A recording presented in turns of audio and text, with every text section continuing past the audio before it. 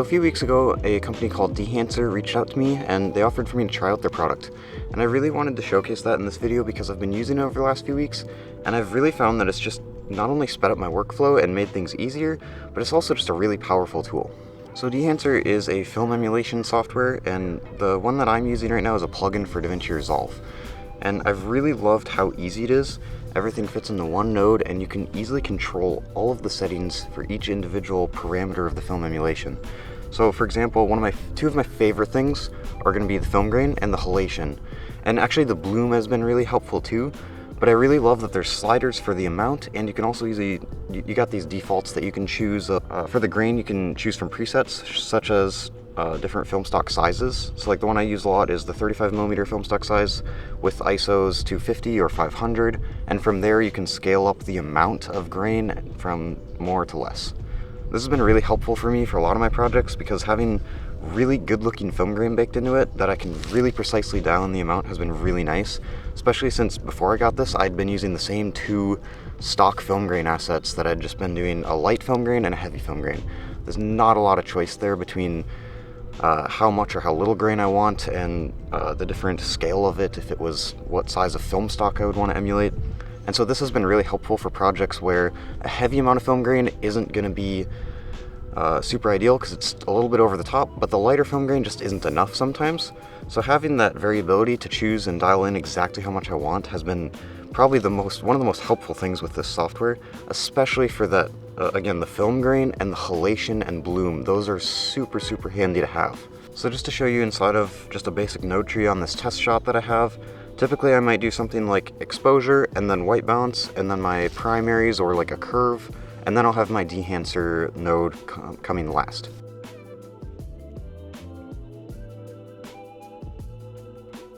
So typically I'll shoot on my Sony a7 IV that I'm recording on now, and I'll usually shoot in S-Log3 with the S-Gamut 3 Cine gamut, and then that will give me log footage that I'll bring into Resolve and grade from there. So typically I'll start with my basic correction nodes, and then I'll allow Dehancer at the end of the stream to kind of convert it from log to my basic Rec. 709 profile. Dehancer makes that really easy because I can select the exact camera, and then I can select the format that I've shot in, or like a color space transform node, but it's all built into that Dehancer node, so I don't need an extra node for that. I can just do it right there.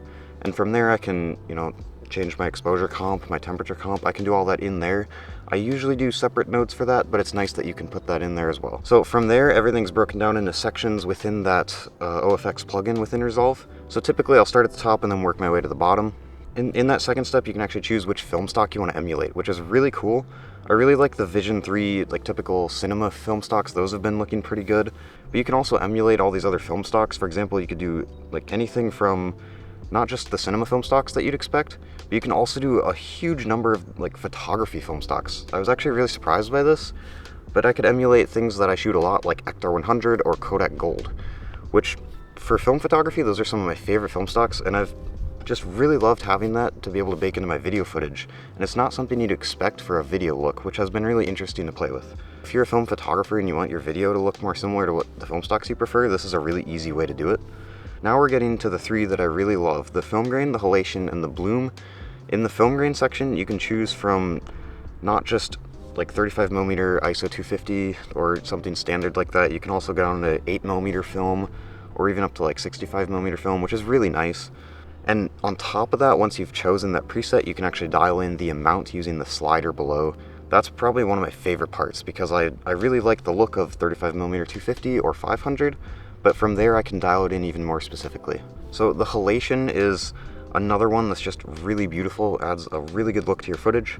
But the halation is really nice because you can choose, again, just specific film stock sizes, because the smaller the film stock is, it might have more halation, and the larger it might have less. And then from there you can even dial in the amount still, which is really handy because halation can really quickly become overdone and heavy-handed.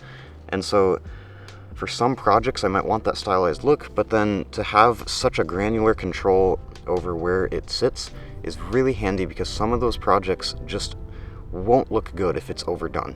So the bloom one is a little bit different. I do typically shoot with diffusion filters or vintage lenses, so I kind of get some of that in camera, but it's nice to be able to add just a little bit more, and I do actually prefer this over Davinci Resolve's glow effect. I think it's a little bit more accurate to film and how film would bloom, so I do actually really like this effect.